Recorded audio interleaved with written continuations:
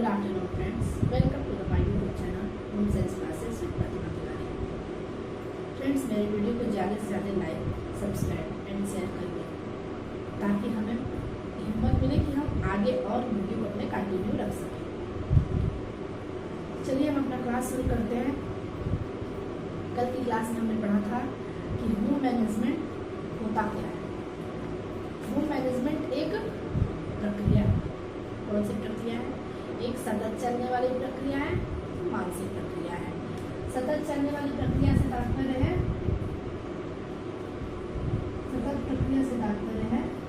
निरंतर गति से चलने वाली, निरंतर गति से चलने वाली प्रक्रिया।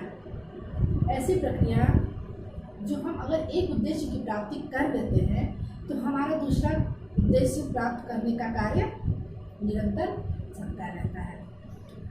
और मानसिक प्रक्रिया इसलिए है कि हम कोई भी कार्य करते हैं, कोई भी योजना बनाते हैं, कोई भी प्रबंधन करते हैं तो उसके लिए हम अपने मानसिक प्रयास भी अपना करते हैं। तो ये एक सतत चलने वाली प्रक्रिया है, एक मानसिक प्रक्रिया है। इस होम मैनेजमेंट में आयोजन, नियंत्रण और मूल्यांकन की प्रक्रिया करके गृहिणी संसाधनों द्वारा, संसाधन दो प्रकार के होते हैं, मानवीय और अमानवीय।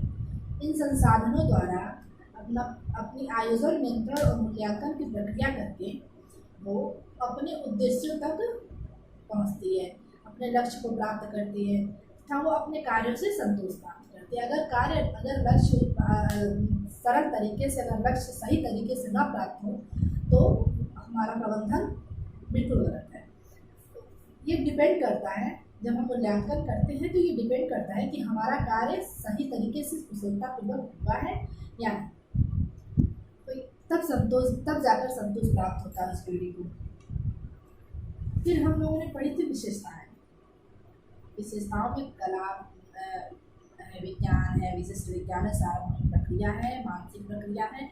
ये तमाम प्रक्रियाओं को हमने कल पढ़ा था, डिटेल में पढ़ा था। फिर उसके बाद हम महत्व पढ़े थे। महत्व के बाद अब हम लोग पढ़ेंगे उद्देश्य। एक गृह प्रबंधन का उद्देश्य क्या है? गृह प्रबंधन का उद्देश्य ये है कि वो अपने परिवार के सदस्यों की आवश्यकताओं की पूर्ति करे। तो परिवार के सदस्यों की सभी आवश्यकताओं की पूर्ति करना एक गृह प्रबंधन का मुख्य तथा प्रथम उद्देश्य, महत्वपूर्ण भी। रोटी कपड़ा और मकान जैसे आवश्यकताओं की पूर्ति हर हाल में की जानी चाहिए, क्योंकि ये प्राथमिक आवश्यकताएं हैं। रोटी भी है, कपड़ा भी है और मकान भी। ये तीनों हमारी मूलभूत आवश्यकताएं हैं जिनको प्राप्त करना, जिनको पूरा करना एक प्रबंधन का महत्वपूर्ण कर्तव्य होता है, प्रथम कर्तव्य होता है।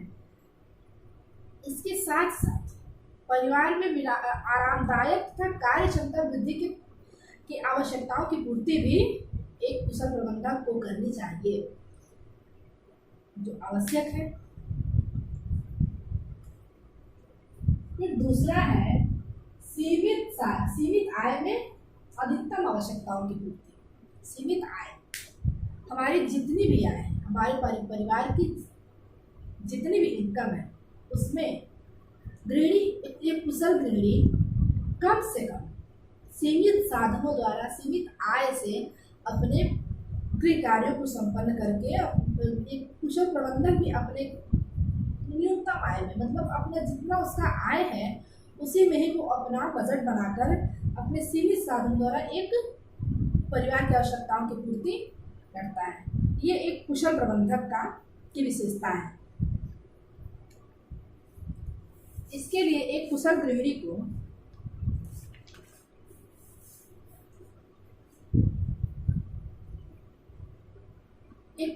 को चाहिए कि वो अपने आय के अनुसार ही व्यय करे। इसके लिए उसको हिसाब बनाना चाहिए, बजट बनाना चाहिए, अपने खर्चों को आज हमारा जितना इनकम है उसमें आज क्या खर्चा हुआ है, कितना बचा है, कितना हम बचत किए हैं। ये सारी बातें एक गृहिणी को ध्यान रखना चाहिए, जिससे आय व्यय का संतुलन बना रहे अपने परिवार में। ये भी एक उद्देश्य होता है गृह प्रबंधन का। गृह प्रबंधन का गृह कार्य को कुशलतापूर्वक संपन्न करना।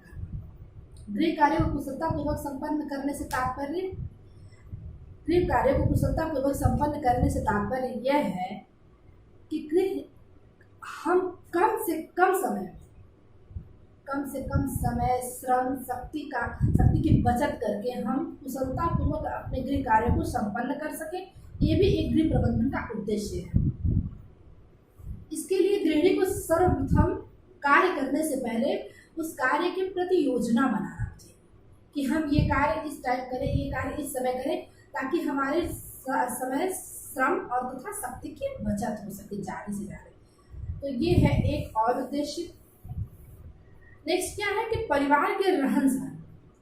नेक्स्ट क्या है कि परिवार के स्तर को बनाए रखना। गृह प्रबंधन का एक मुख्य उद्देश्य ये भी है कि वो अपने परिवार के रहन सहन का स्तर ऊंचा उठाए। अगर हम परिवार का रहन सहन गृह प्रबंधन का रहन सहन बनाए रखने का भी एक गृह प्रबंधन का उद्देश्य होता है। हमेशा अपने कार्य को ऐसे करें कि हमारा घर का वातावरण हमारे घर के रहन सहन पर उल्टा प्रभाव न पड़े, इसलिए ऊंचा उठाने का प्रयास करना चाहिए, न कि नीचे स्तर लाना चाहिए।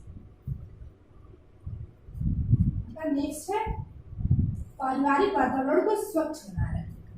पारिवारिक वातावरण को स्वच्छ बनाए रखने से तात्पर्य क्या है? पारिवारिक लक्ष्यों की प्राप्ति के लिए पारिवारिक वातावरण को स्वच्छ बनाए रखना भी गृह प्रबंधन का उद्देश्य है। स्वच्छ मतलब साफ सुथरा, इन सबसे भी है, लेकिन सबसे पहली बात यह है कि द्वेषपूर्ण और कलहपूर्ण वातावरण में कभी भी पारिवारिक लक्ष्यों की पूर्ति हम नहीं कर सकते, क्योंकि जब परिवार में एक दूसरे से हमेशा कलह रहेगा, हमेशा द्वेष रहेगा, कभी न कभी किसी न किसी बात पे परिवार में तनाव रहेगा, तो हम जिस कार्य की योजना बना रहे हैं, जो कार्य करना चाहते हैं, वो कभी संपन्न नहीं हो सकता। क्योंकि घर में एक सुमधुर और सौहार्दपूर्ण वातावरण रहना चाहिए, सुखद बनाना चाहिए परिवार के वातावरण को, ताकि हम आसानी से अपने कार्यों को, अपने लक्ष्यों को प्राप्त कर सकें। इसलिए पारिवारिक वातावरण को स्वच्छ बनाए रखना भी गृह प्रबंधन का एक मुख्य उद्देश्य होता है।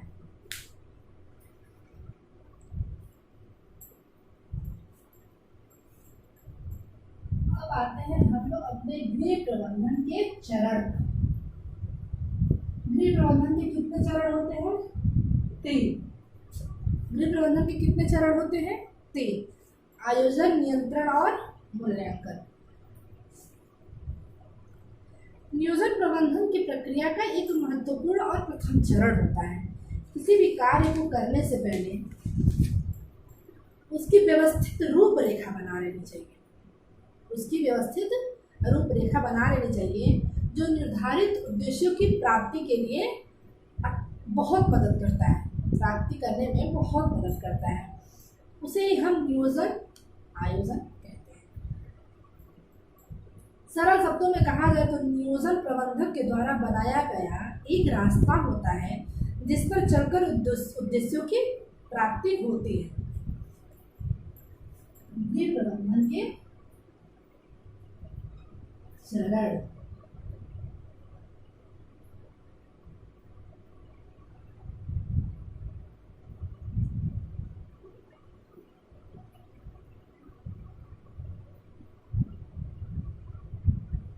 पहला है नियोजन।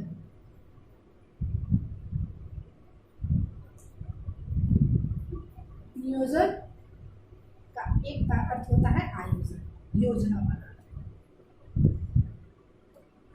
प्रबंधक के द्वारा बनाया गया एक ऐसा रास्ता जिस पर चलकर सभी उद्देश्यों की प्राप्ति होती है।